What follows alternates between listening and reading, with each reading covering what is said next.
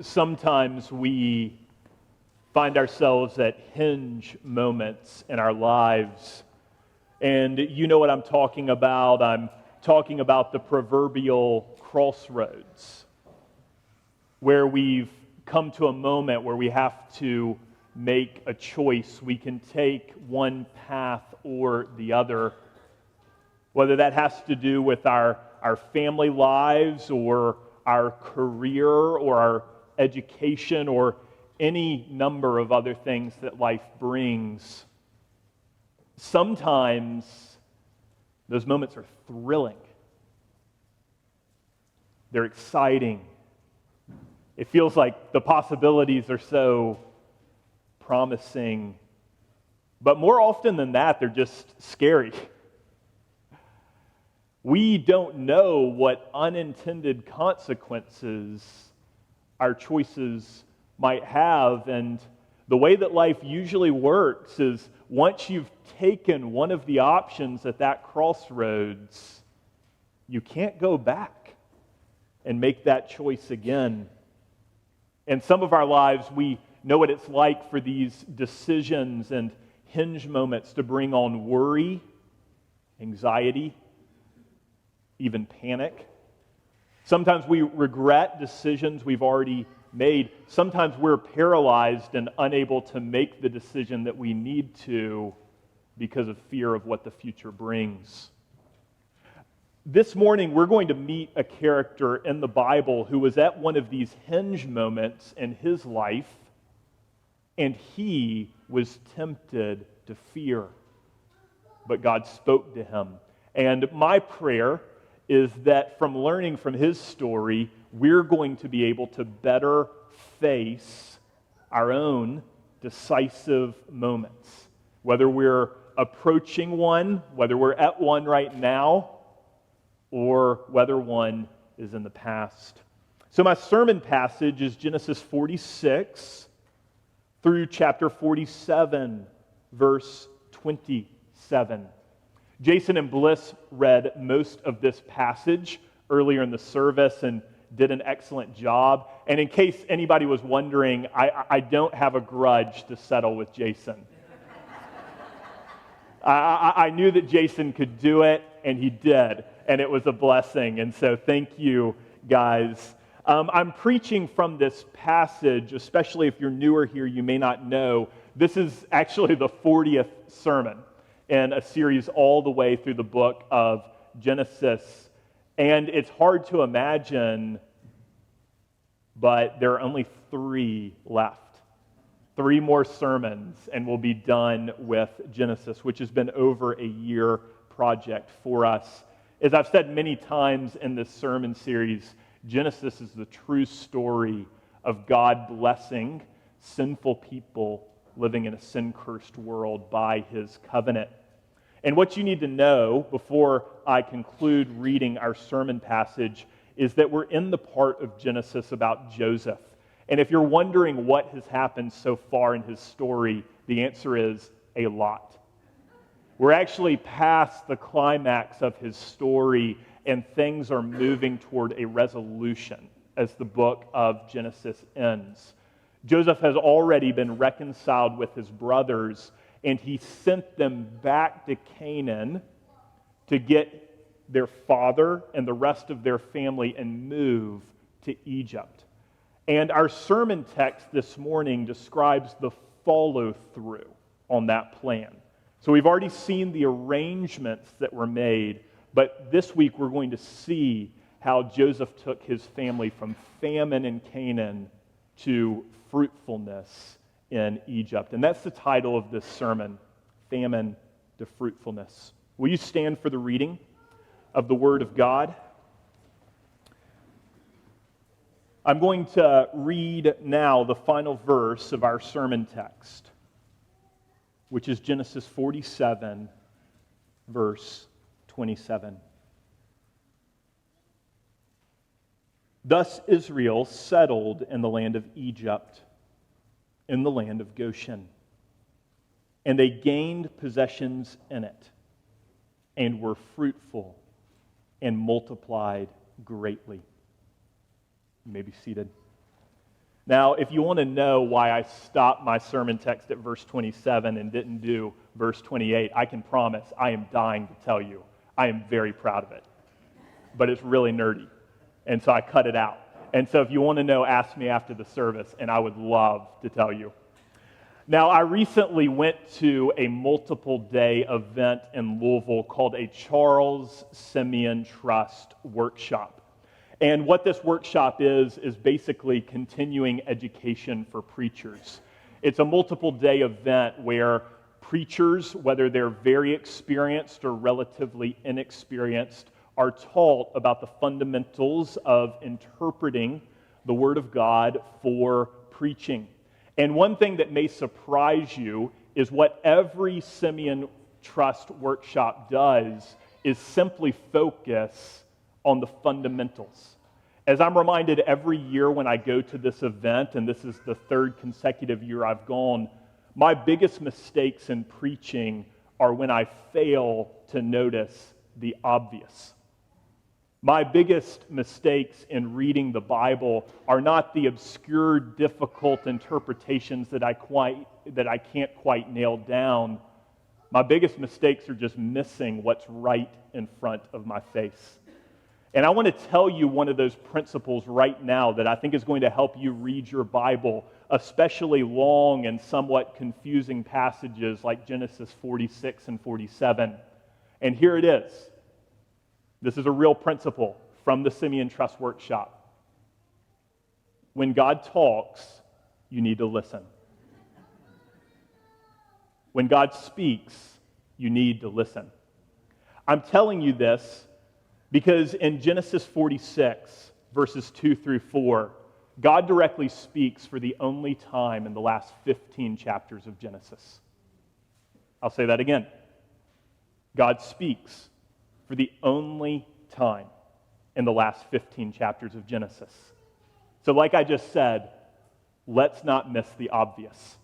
Let's take a close look at what God says to Jacob in verses 2 through 4. God spoke to Jacob because he was on the way to Egypt. And this is what he says in verse 3.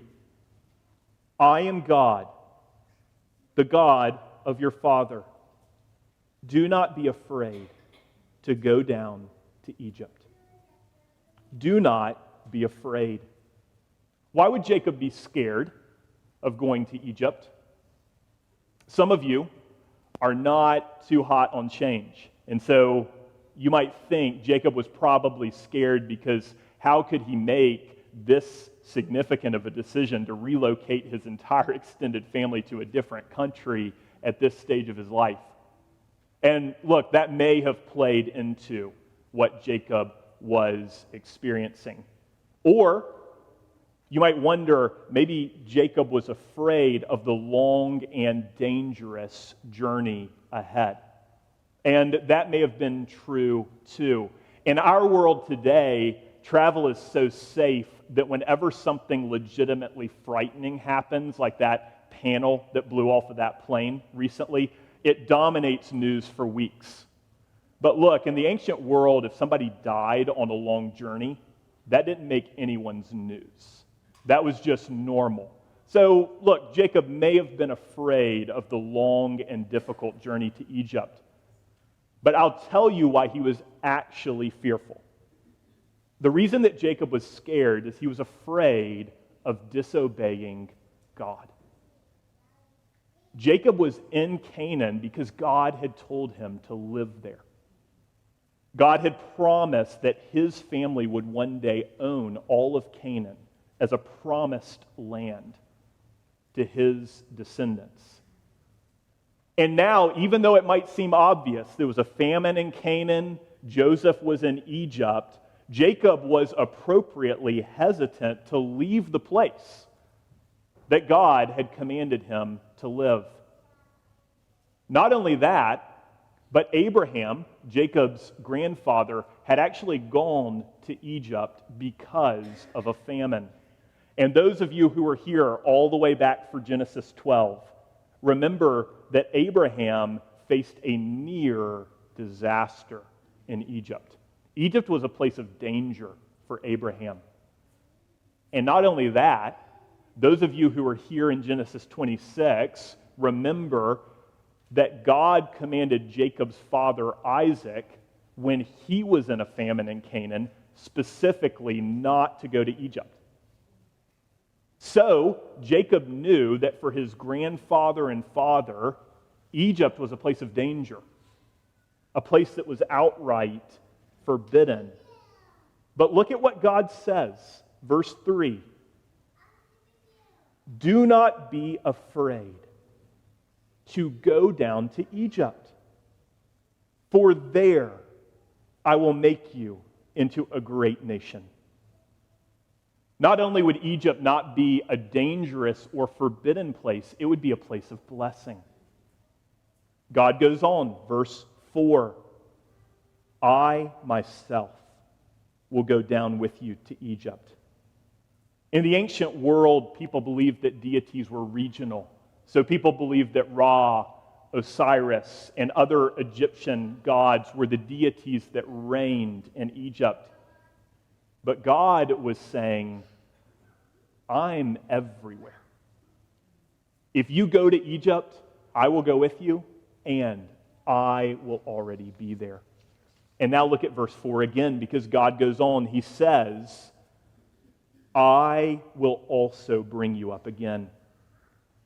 Jacob's greatest fear might have been that leaving Egypt meant forsaking the promised land forever. But God said that he would bring his family back. And those of you who are familiar with the biblical story will know that 430 years later, God kept his promise in the Exodus. And God also said, verse 4, and Joseph's hand shall close your eyes. After so much family conflict and tragedy, Egypt would be a place of joyful family reunion and a peaceful ending to his life. So why did Jacob not need to be afraid? At this hinge moment in his life, he could count on the identity, the blessing, the presence, and the plan of God to take him from famine in Canaan to fruitfulness in Egypt. And now here's the connection to the rest of our sermon passage. Everything that comes after this, the difficult to pronounce names, the discussion of Joseph's economic policies, all of it is here to show you that every word that God promised came true. That's the connection to the rest of the passage. So let's see how God did it. We've seen what God said he would do, but let's see how he did it. So look at verses 5 through 8. Because they show that Israel successfully traveled to Egypt. They made it the hundreds of miles to Egypt with all their people and all their stuff unharmed and intact. And in light of verse 4, in light of what God said, what are you supposed to know without it being repeated? You're supposed to know that they made it in one piece because God went with them. They made it because God kept his promise. So now look at verses 8 through 27. This is a record of the Israelites who went to Egypt. Abraham had one son. Isaac had two sons. Now there are 70 Israelites in Egypt. Israel still had a long way to go to become a great nation, but in light of what God said in verse 3, we're supposed to understand without it being repeated that God was positioning Israel to keep his promise of making them into a great nation. So then look at verses 28 through 30, because they describe the long-awaited reunion between Jacob and Joseph. Tears of joy.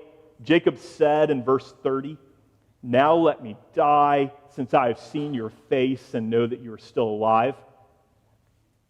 What we're supposed to understand without it being repeated is that in light of verse 4, God had reunited Jacob and Joseph, and they would never be separated again. Now look at verses 31 through 34, because they describe how Joseph worked to settle his family in Goshen. Maybe some of you who were here last week remember that Genesis 43, verse 32 said, Egyptians could not eat with the Hebrews, for that is an abomination to the Egyptians. This is probably the first reference to prejudice in the Bible, and this may explain what Joseph says in our sermon passage in chapter 46, verse 34. For every shepherd is an abomination to the Egyptians. Apparently, Egyptians were bigoted in some way toward people who worked with livestock as their vocation, and they felt so strongly about that they wouldn't even eat with people who did that as their job. This is obviously an obstacle to the Israelites safely settling in Egypt and God keeping all of his promises there. But not only did Joseph overcome that obstacle, we've seen Joseph's genius over and over again, and we see it again here. Joseph used it. You see, the Israelites didn't want to live in the Egyptian cities where they would lose their distinctive identity as a people. They wanted to have a land to themselves. So Joseph told his brothers, you need to go and tell Pharaoh that you are exactly that type of person that the Egyptians are prejudiced against. And if you do that, he'll give you your own land, far away from everyone else. You know, several months ago, I developed some medical symptoms that I wasn't sure what to do about it. They were confusing to me, and I don't have a lot of experience in the healthcare system, but I have a family member who does. And so I talked to him about what was going on, and, you know, maybe 3/4 of the way through my explanation, he stopped me. And he said, this is what you're going to do. He said, on this day, you're going to go to this place at this time, and you're going to tell this person these words. And everything else will take care of itself. So that's what I did. On that day, I went to that place at that time, and I found that person, and I told them exactly what he said to do. And they led me like the sheep that I was, and did the test, and everything was taken care of. And it was because I had someone who was advocating for me, who understood the system. And that's what you see Joseph doing in these verses. Joseph knew the Egyptians better than they knew themselves. And as the genius politician that he was, he used all of his natural intelligence. He used the position that God had gave them, and he did it all for the good of his family. And why was he able to do that? Because God put him there. And you can see in chapter 47 that Joseph's brothers did exactly what Joseph said, and Pharaoh did exactly what Joseph said he would do. So look at verses 11 through 12. So Joseph settled his father and his brothers in Egypt. We're in chapter 47 now. Joseph also provided his father and his brothers and all his father's household with food during a famine when the whole world is starving, according to the number of their children. Remember, in Genesis 45, Joseph had told his brothers in verse 7, God sent me before you to preserve for you a remnant on earth and to keep alive for you many survivors. And then Joseph said this to his father Jacob in verses 9 through 10, you shall dwell in the land of Goshen, and you shall be near me, you and your children and your children's children, and your flocks, your herds, and all that you have. There I will provide for you. For there are yet 5 years of famine to come, so that you and your household and all that you have do not come to poverty. God had worked through Joseph to keep all of his promises. Now let's talk about that digression in verses 13 through 25 about Joseph's economic policies, because this really can seem pretty unrelated to our lives today. What these verses describe is how the famine went on. So at first, the Egyptians bought with money food from Joseph. but they ran out of money. So then they traded their livestock for food. Then they ran out of livestock, and so then they traded their land and actually made themselves indentured servants to Pharaoh. Now this, again, might seem unrelated to what we're talking about, but it's actually extremely important because it shows just how influential, powerful, and effective Joseph was. Look what the Egyptians say to Joseph in verse 25. You have saved our lives. Joseph was indispensable to the Egyptians, and he was the one watching over his family. So as long as Joseph was indispensable, his family was safe, and their protection was guaranteed. And that's why, look at verse 27, the last verse of our sermon text. I told you, right? Famine to fruitfulness. Look at verse 27. Thus Israel settled in the land of Egypt, in the land of Goshen, and they gained possessions in it, and were fruitful and multiplied greatly. So every word that God had spoken to Jacob at the beginning of chapter 46 came true. God had taken his people from famine to fruitfulness, exactly like he said he would. So did Jacob need to be afraid? No. And neither do we. In the rest of our time, I want to give us what I think are 5 simple truths from this story, because I think that these 5 practical lessons will help us face the decisive moments in our lives without fear. And the first is that God takes us from fear to faith by his word. God takes us from fear to faith by his word. Jacob was anxious, so God comforted him by speaking to him.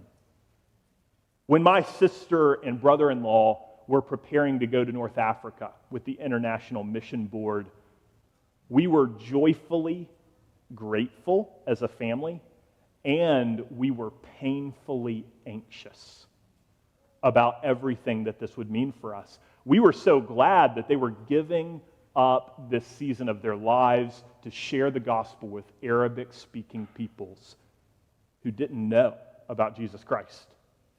And we didn't want them to leave. We were going to miss them. So one of the ways that we all encouraged each other in my family as we were preparing for them to leave was by reminding one another that God was already where they were going, and he would go with them. That's what Jesus said, right? Jesus said, Matthew 28:20, that as we make disciples for him, I am with you always, to the end of the age.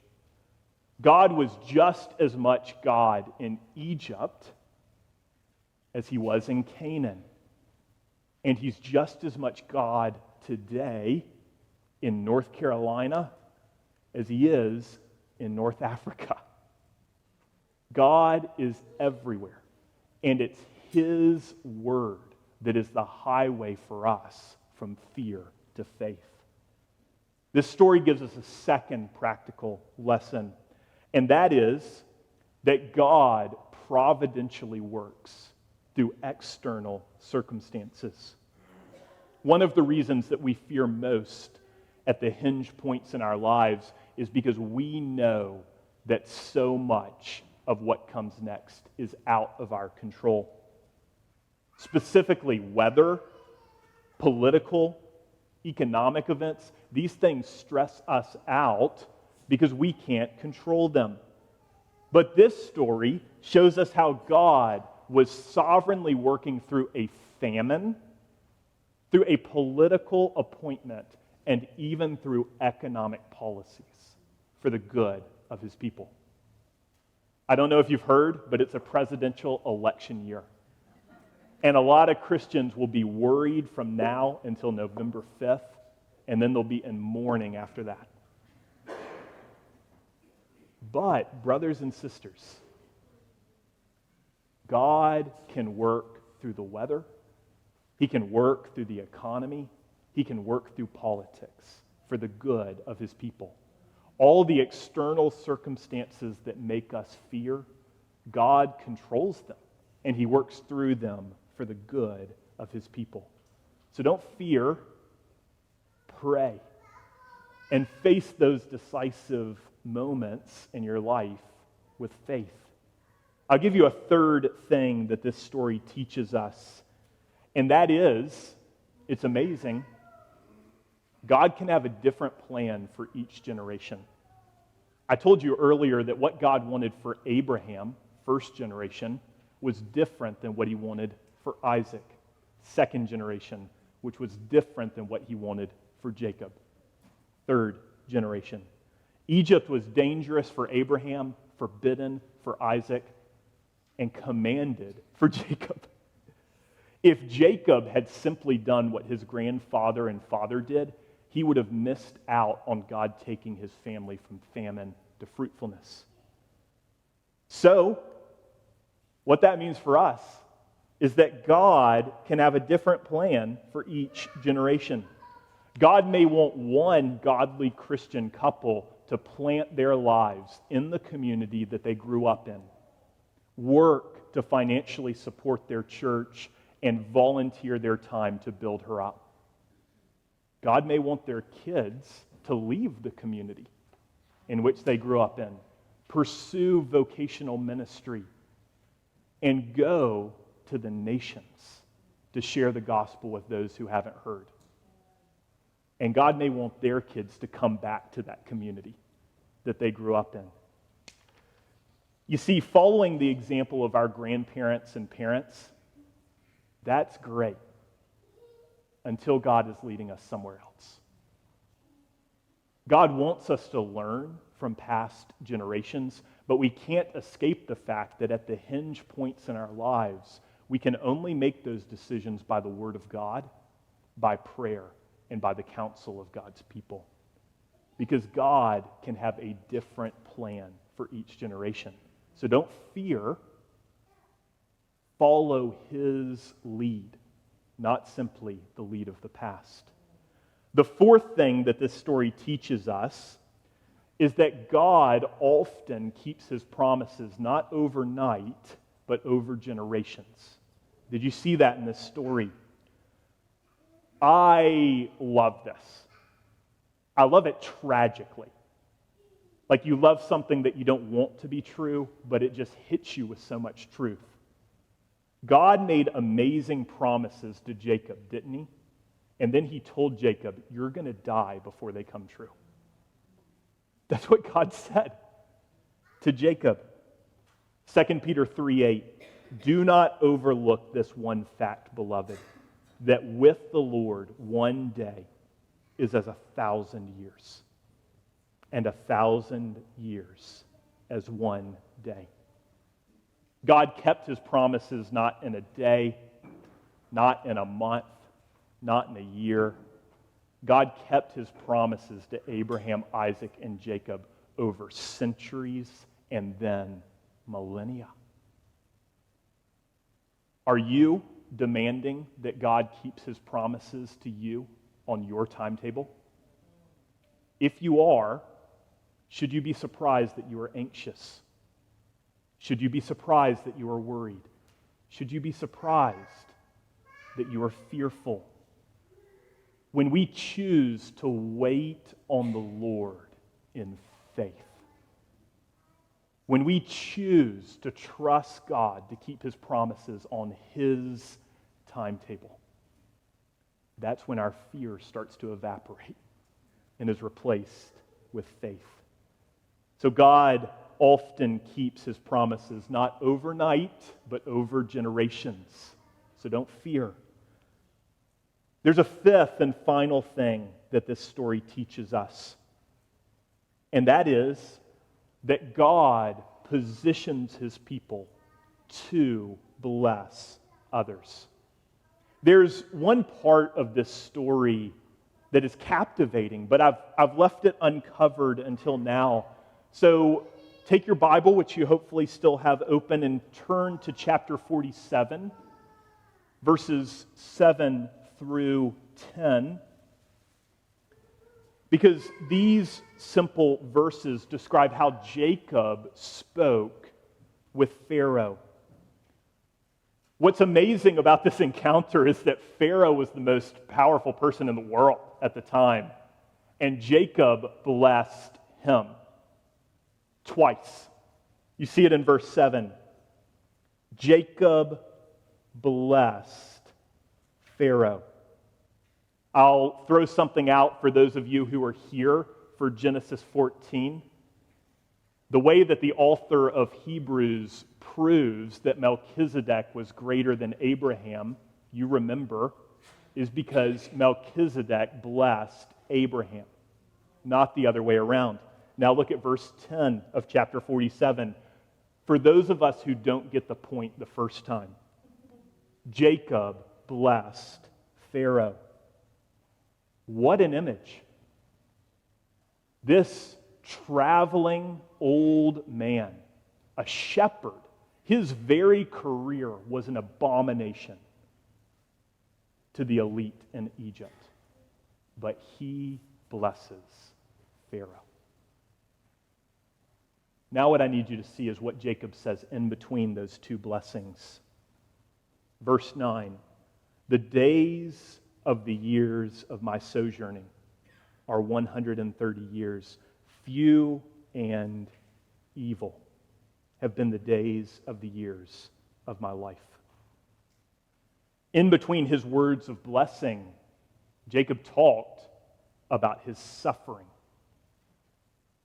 In between the twin blessings were words of struggle. God had promised Abraham in Genesis 12:2, I will bless you and make your name great so that you will be a blessing. And then in verse 3, in you all the families of the earth shall be blessed. And what we have to see in these verses is that the suffering and the blessing are joined. Jacob was able to bless the most powerful man in the world through a life of suffering and walking with God by faith. And isn't this what God did for Joseph too? Joseph suffered over a decade of slavery and imprisonment because God was positioning him to bless the world. One of the reasons that we fear, especially one of the reasons that we look back in regret on the hinge moments of our lives, is because we're suffering today and we're wondering what we did wrong. But are we aware that God sometimes positions us to bless others through our suffering? And the suffering is not an aberration in his plan, but he is providentially taking us through it for the good of others. Doesn't this all point to Jesus Christ? The way he suffered to bless the world, and he calls us to follow his example and be fishers of men and women. Should we think that we will not suffer as we seek to bless the world as he did? So friends, all of us have these decisive moments in our lives. We're either approaching one, we're either in one right now, or we're looking back on one of those hinge moments. And all kinds of things about them, they leave us worried, they leave us anxious, even panicky. And if we are living without the promises and commands of God, if we're fearful of external circumstances, if we're imprisoned by the past, if we're on our personal timetable, or if we're exclusively focused on ourself, we are never going to escape the fear that comes in those moments.